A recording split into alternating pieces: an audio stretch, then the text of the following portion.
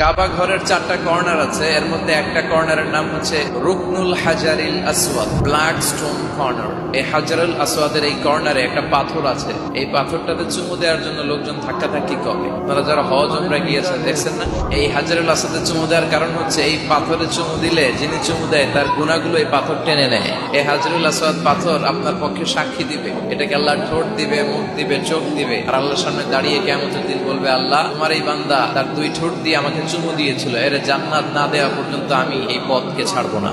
হাজরুল আসওয়াদের corner আর কাবা ঘরের দরজা এর মাঝখানে একটা জায়গা আছে, এই জায়গাটার নাম মুলতাজাম। এই জায়গাটাতে লেগে থেকে দোয়া চাওয়া, দোয়া করাটা সুন্নাহ। এই মুলতাজামে দাঁড়িয়ে হাত লাগিয়ে বুক লাগিয়ে দোয়া করলে এই দোয়া আল্লাহ ফিরিয়ে দেয়। এই দোয়াটা কবুল করে নেয় কে?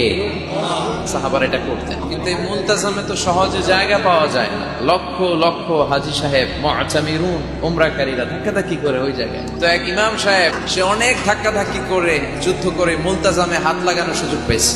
হাত লাগায় ধাক্কার চোটে সে তাড়াতাড়ি করে আল্লাহর কাছে দোয়া করতেছে যে, আল্লাহ জীবনে যত দোয়া করছি আর যত দোয়া করব এই সব দোয়া তুমি কবুল করে নিও। এই একটাই দোয়া।